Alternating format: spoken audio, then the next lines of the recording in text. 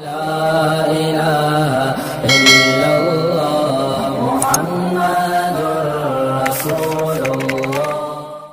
علیکم ورحمۃ اللہ وبرکاتہ۔ دوستو کیسے ہیں آپ سب؟ خیریت سے ہیں؟ ٹھیک ہیں؟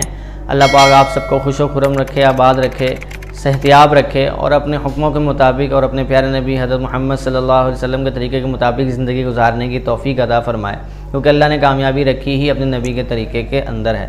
تو آج ہمارا جو یہ مسائل پر مبنی ویڈیوز کا سلسلہ چل رہا ہے، اس میں ہماری آج یہ 8ویں ویڈیو ہے اور آج ایک نئے مسئلے کے ساتھ آپ کے سامنے حاضر ہوئے ہیں۔ تو یقیناً آپ لوگوں نے اس کا ٹائٹل پہ اور تھمبنیل پہ پڑھ ہی لیا ہے کہ کیا مسئلہ ہے۔ تو بلا تاخیر کے ہم اپنے مسئلے کی طرف چلتے ہیں کہ بھائی نے کیا سوال پوچھا ہے اور مفتی صاحب نے اس کا کیا جواب دیا ہے۔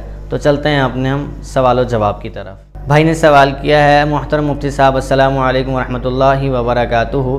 مفتی صاحب، مامی نے پمپ کے ذریعے اپنا دودھ اپنے بچے کے لیے نکال کر فیڈر میں ڈالا اور وہ دودھ چھوٹے بھانجے نے فیڈر کو منہ لگا کر پی لیا، اب کیا شرعی حکم ہوگا؟ رہنمائی فرمائیں۔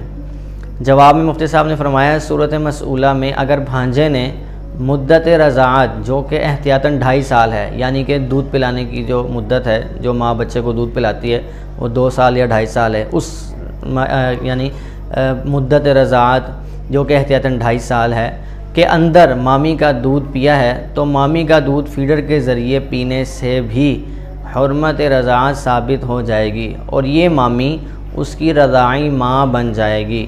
لیکن اگر اس کی عمر 2.5 سال سے زیادہ ہے تو دودھ پینا حرمت رضاعت کا سبب نہیں بنے گا۔